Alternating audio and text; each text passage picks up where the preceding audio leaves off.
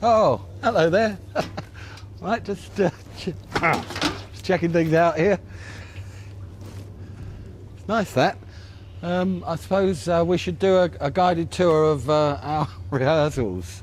I was just seeing what was in there, that's all. So if you'd like to come with me, I'll show you around the rehearsal stage. Yeah?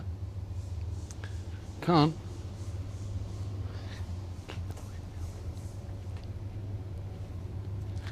You're right there too? Lovely. Anyway. Hello there. Let's try. Oh, here we go. Good. So this is our rehearsal room. It's obviously a sound stage, a film stage, and the acoustics in here are very good for rehearsing. It's pretty dead. You don't get a lot of bounce off the walls or anything like that, so it's a fairly true sound. And this is where we've been for the last 4 years, in here. And this is some of our merchandising, which we will be taking out with us, obviously. Search of the Fourth Chord. So I used to go and see rock bands when I was a kid, you know, and every time I used to go and see a rock band, I'd learn a chord. I only went for 3 weeks.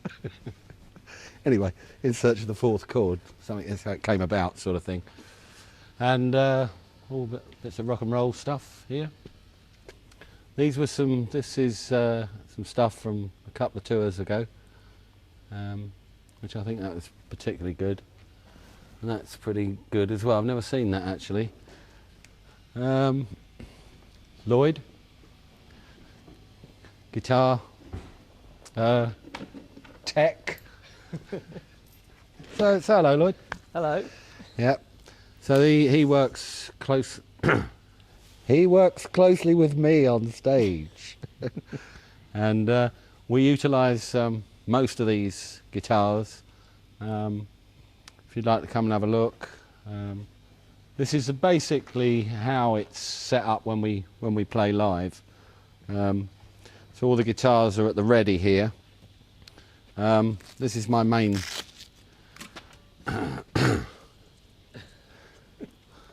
This is my main telly, which I call the Rock and Roll Range Rover, because it's a pretty tough piece of kit. And what gauge? Where's he gone? What gauge strings do I use on here? They're tram lines, aren't they? 40 to 56. 14 to 56. With a What? 26 wound G. Yeah, 26 wound G. Yeah. And you can basically hit this as hard as you like, and you won't put it out of tune. You know, you can also have a go at playing it as well, but you can hit it.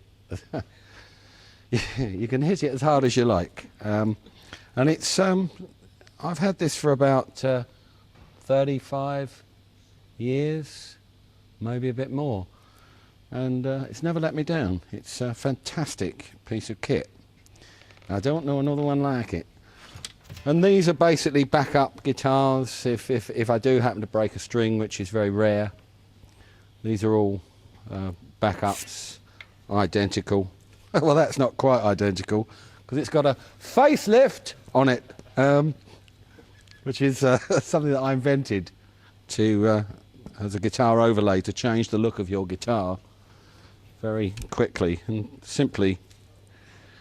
You put it on and you just sort of peel it off, you see. And one of us cleverly thought to put half of Francis Ross's guitar on and half of Ricky Parfitt's guitar on there, which works rather well. Some little squirt on the side thought of it, you know, her. So anyway, onwards and upwards. So that's that. These are all basically identical tellies, so that no, that one's not. That was a custom built one that somebody built for Fender, lovely, built for me. It's got you can flick a switch or something. How does this work? Can you? It's got an acoustic. Come in. It's got. Tell them how it works, because I don't know. It's equipped with an acoustic saddle, so it can simulate an acoustic guitar, and with the flick of a switch, go back to a standard Telecaster. So for a song that has a quiet interlude or a soft moment, You can A flick the quiet switch interlude with Quo. You'll be lucky. You can A flick the quiet switch interlude. and go back to full force rocking. Sounds like Watch with Mother. It is. Now we'll go on to the interlude. Yeah, that's a lovely guitar though. Funny enough, I don't play it very much. Andrew Bown, he who plays keyboards, he plays this on a couple of things, I think. Alias the capo on there. Yeah, That shouldn't stay on there, by the way, should it? You know. change that to, Yeah, look at that. yeah, it's been smoking. Very good. You're too quick. So that's that. But they're basically, you know, they're basically much of a muchness, really. That one's got to have a black scratch plate put on it. That's the latest edition. But they're spares and they're in different tunings and stuff like that. Because should I break a string, obviously, you know, it's got to be replaced fairly quickly. And this is another great old guitar of mine. I've had this for about 35 years as well. And you can see it's seen a lot of wear. But should anything ever happen to my main telly, this would, I think, be the only one that could probably take its place, because this is a fantastic guitar. I don't know what it is about guitars, but there's just some that sound better than others. You know, you can buy one. What year is this? 1950, 57? 57, 58, Yeah. around there. You can buy another guitar around from that year, and it won't sound anything like this. It's just finding a guitar. You're very lucky, actually. I consider myself lucky to have found this and this. And at the time, I think I gave about 80 quid for that, I think. But that was a long time ago. It's quite a lot of money then, wasn't it? Yeah, it's a lot of money now. And I don't remember how much I gave this. I think a cheese roll I gave for this one, virtually nothing. But it's beautiful, that. And that's in a tuning. Hang on, I'm getting all tangled up here.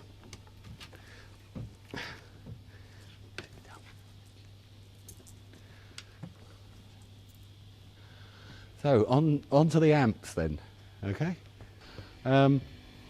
This was a little invention. I think I had it. I'm not sure. I think it was my idea. Our lighting man will kill me for saying that, because he'll say it was his idea.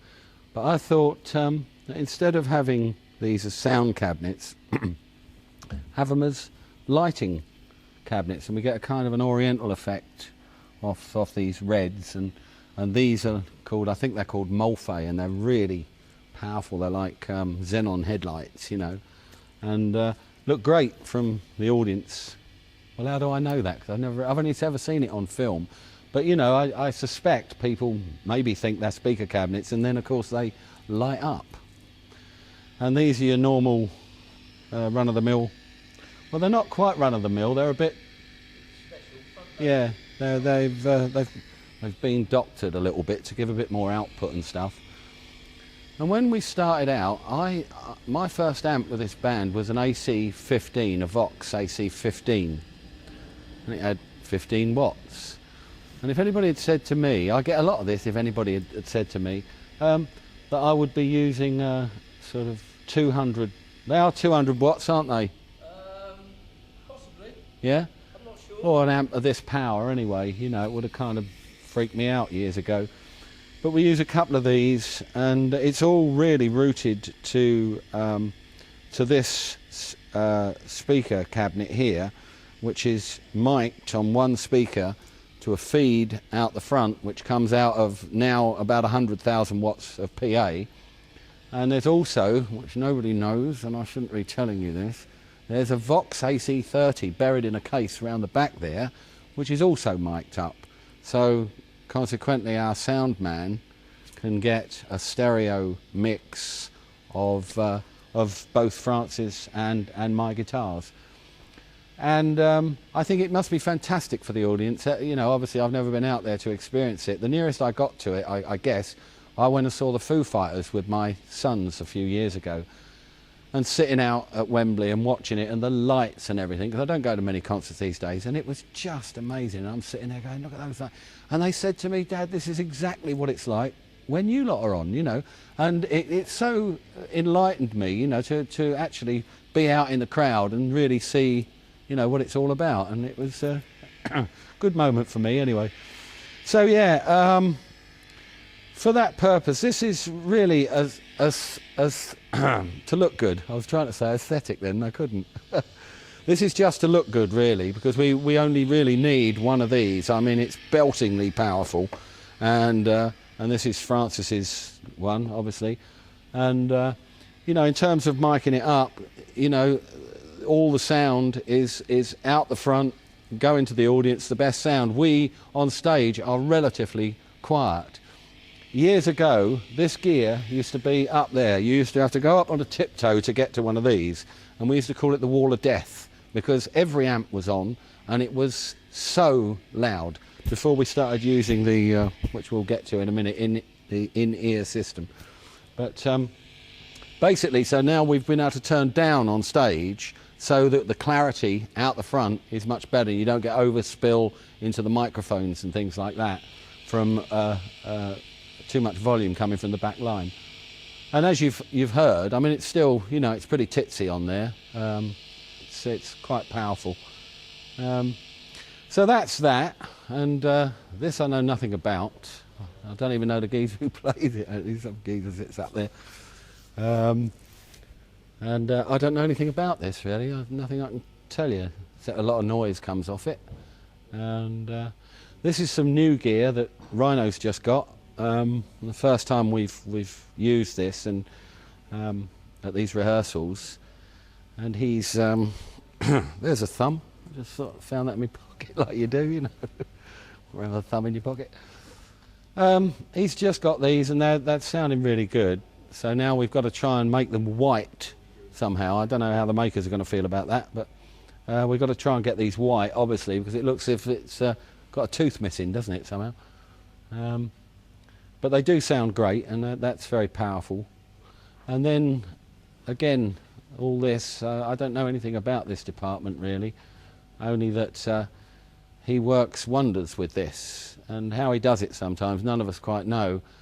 He wedges like matchboxes in between notes to keep them going while he nips over here and plays a bit, and he goes over there, and it's basically 2 legs, 2 feet, 2 hands, stretching, and how he moves around it, I don't know, but he does a great job. He also plays harmonica as well, and a genuine old Hammond there, which is amazing. It's very old, takes a lot of looking after, but it's the most fantastic sounding instrument. Another light cabinet over there. Come round the back. You want to come round the back for a bit? Only joking, you know. And there's a couple of the crew doing what they do best. What are you up to down there, you pair? Just fixing the Leslie cabinet. Ah, here. I see. In this nice old. And this is what, when you hear a Hammond and the swirl of the Hammond keyboard, this is where it comes from. And of course, you never see any of this from out the front, you know, because this is all hidden behind the gear. And as normally, I mean, back here is chaos sometimes, because when all the lights are up and everything, and there's, I don't know how many miles of wiring here, 20, 30 miles of wiring. Several miles of cabling. And there's the odd plug here, which I'm loath to touch. But you know, you go back all those years and you think, well, you used to turn up with your amp and plug it in, and then plug in your amp, turn your guitar up and play. It's all changed. This is, yeah, it's all through simulators and all sorts of things, and I've never really understood how any of this works, and it's a bit beyond me, being a simple guitarist. Well, just say guitarist.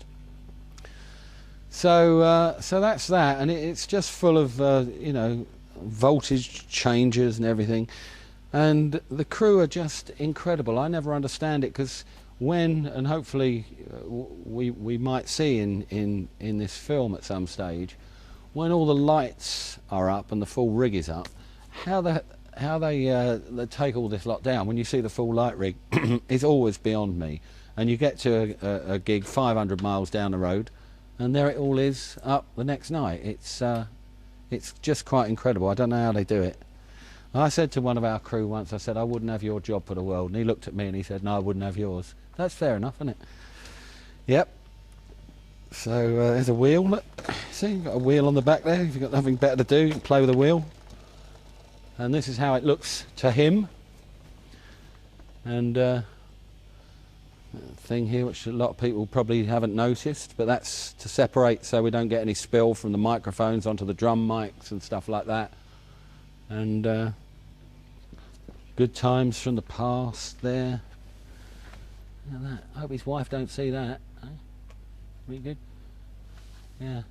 And then we come on to the have you got a set of ears there? Do indeed. Is this Your what very this ones. what we use now? And you try and put the whole rock band through there, and so the audience are hearing it through 100,000 watts of PA, and we try and hear it through there. And obviously, I mean, it makes the stage so nice and neat because we don't have these fold back monitor boxes on the stage.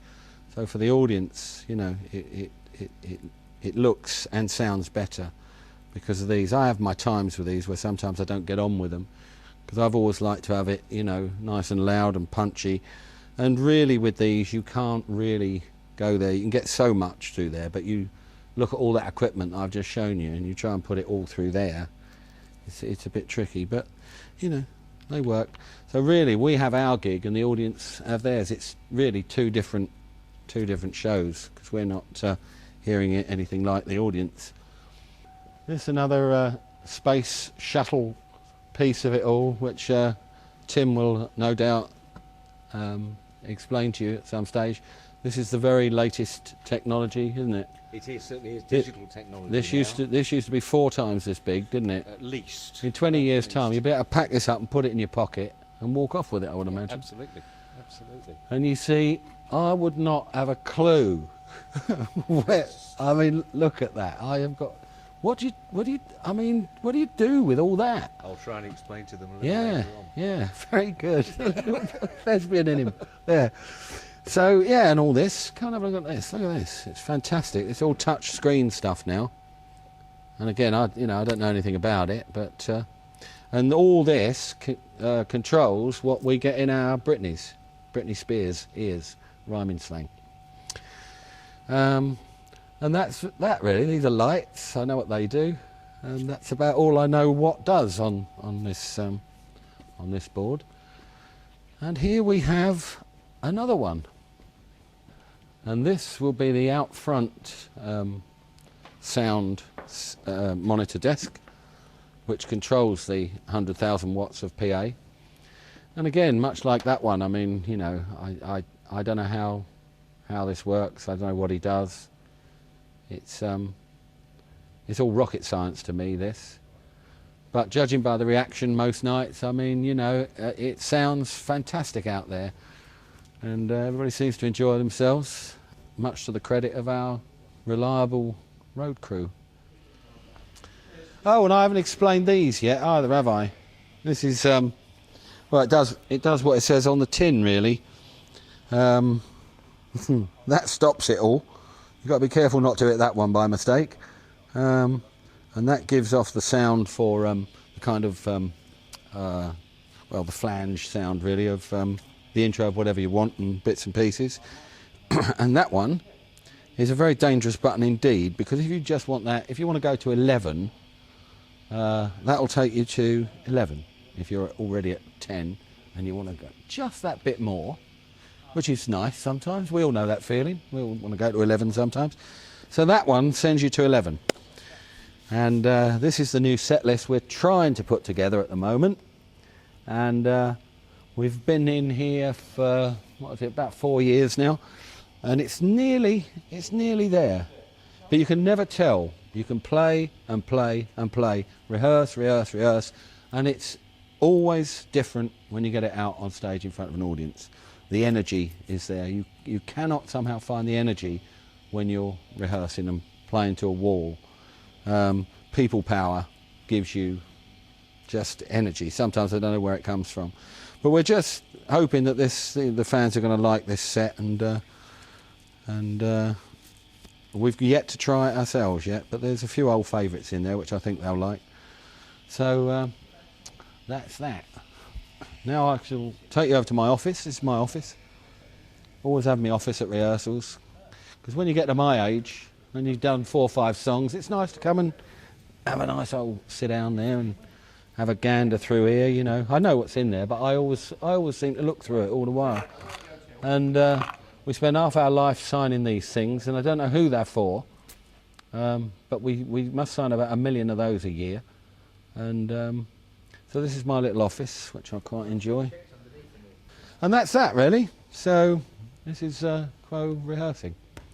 And I shall hand you over to my little tiny friend here, Lloyd, and he'll explain a little bit more, won't you? I will Won't do, you, sir. Mick? Yes. We were trying to get a bottle, actually, because we're at Shepperton Film Studios, and he went round the corner, and there's one of the props department, and they've got those smashable bottles, you know, the plastic smash bottles, and we tried to get one. Maybe tomorrow. Because he was going to do something wrong, and I was going to hit him over the head with a bottle, which would have made a great bit of film, wouldn't it? But we didn't manage to get that. So with a bit of finger ease there, toning finger ease, which is nice. I spray that on my hands every night, don't I? And I'll hand you over to him. Sorry. Okay. Bye. Hi, my name's Lloyd. I'm Rick's guitar tech. Look after his stuff basically in a live situation. Let me just give you a quick run through of what he uses and how it works. So we'll start with the guitars.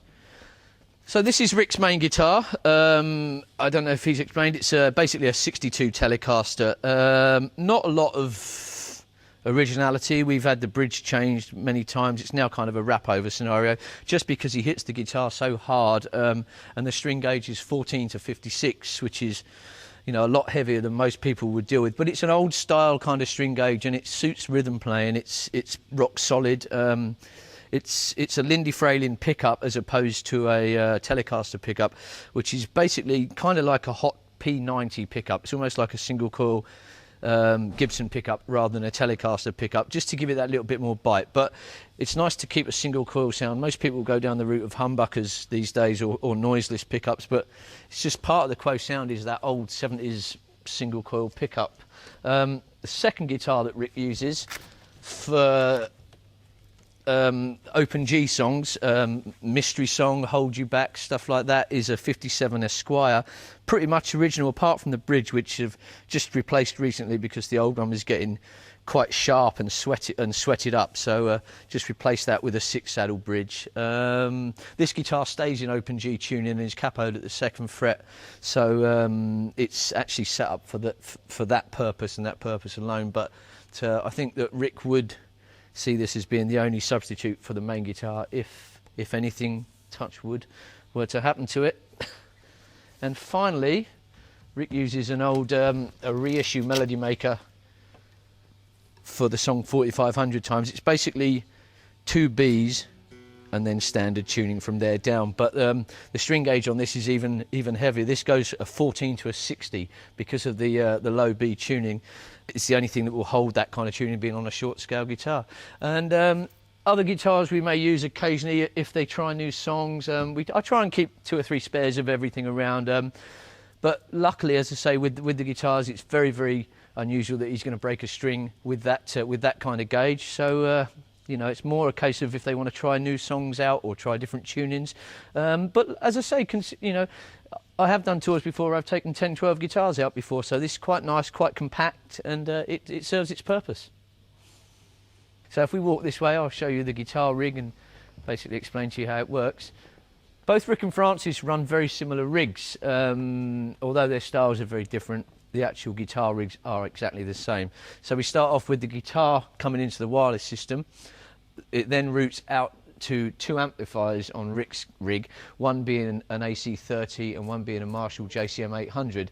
Now the AC30, the actual chassis of the AC30 combo is built into a Marshall head, which is out the front, which I'll show you as we go around the front as a cheat.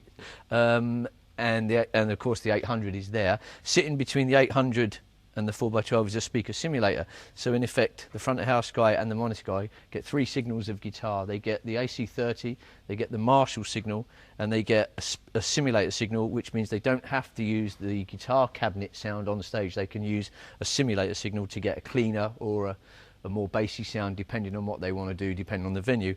The cheat of the whole thing is, over in these cabinets that live off stage, is the bottom half of the AC30 combo.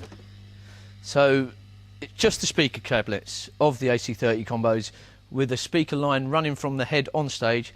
So that means that we can use this at any volume without affecting anybody on stage or off stage. Keeps the bottom end nice and loud and tight, and also when you turn the guitar down, it keeps the guitar sound constant. It doesn't wane off like it does with most amplifiers. You keep a nice heavy sound going all the time. So just one quick thing before we go round the front. Rick uses very little effects, just chorus and flange on the old classics like Whatever You Want and Mystery Song. It's all done from a Roland GP8, just one patch we use on that, which is just literally chorus and flange, and he kicks that in and out from a pedal that's out the front, which I will show you in due course. So coming around the front, here we see Rick's rig. Consists of two heads, the 800 as I said, and the AC30 chassis put into a Marshall cell just for aesthetics, really, just to keep it nice. A spare of each obviously underneath, so it makes a nice tidy unit. The 800 just runs into one single 4x12 cabinet, which is loaded with GT75s, so it's a 300 watt cabinet. That basically is more or less these days just for on-stage monitoring. We do mic it up, but I guess that the sound guy and the monitor guy tend to use this simulator and the AC30 for their wishes, really, and we can keep this at a reasonable level.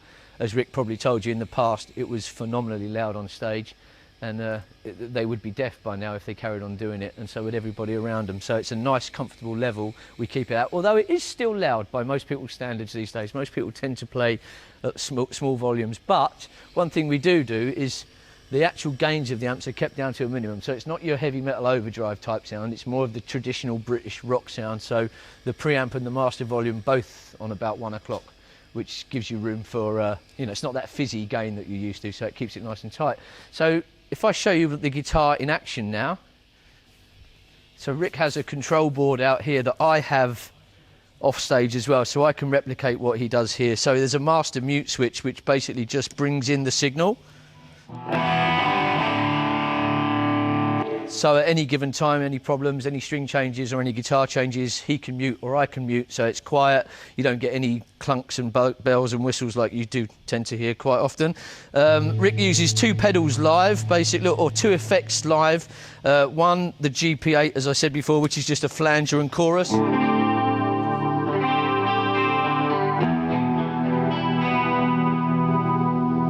The only other effect he uses is basically a gain, but all it is in effect is a Roland G7 graphic pedal. So it's not actually a distorted gain, it's just a clean boost. So it takes the signal up.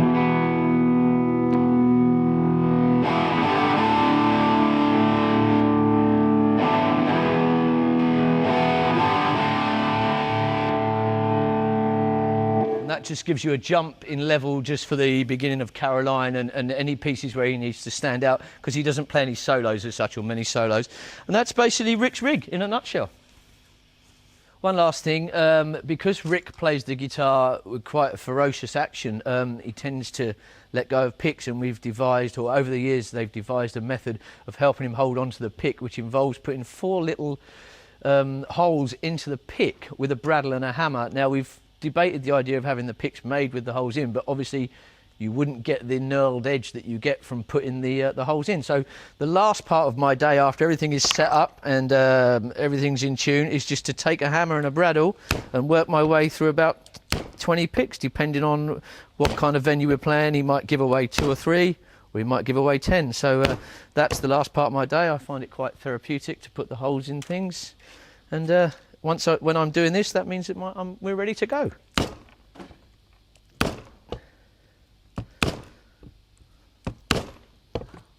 Okay guys, just to prove that there is a science to this and it isn't random, if we look at the pick, we can see the Jim Dunlop 1mm wording on the back. Now I use those letters as a template.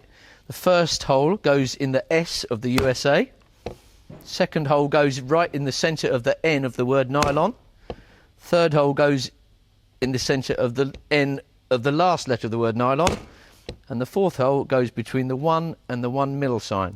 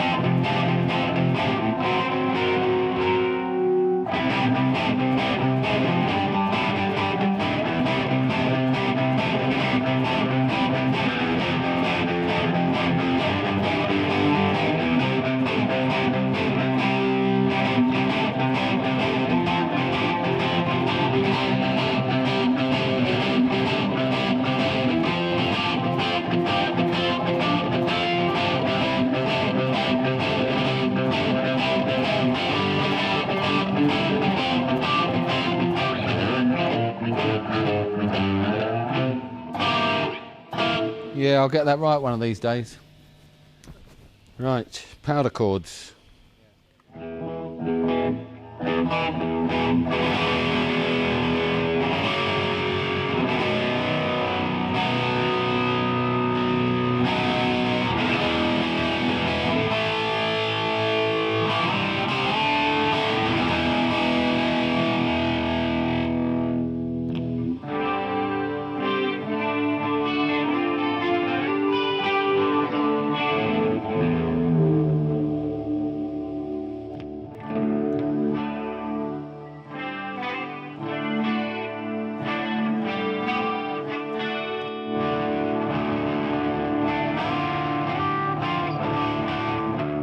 That'll do for today. That's great.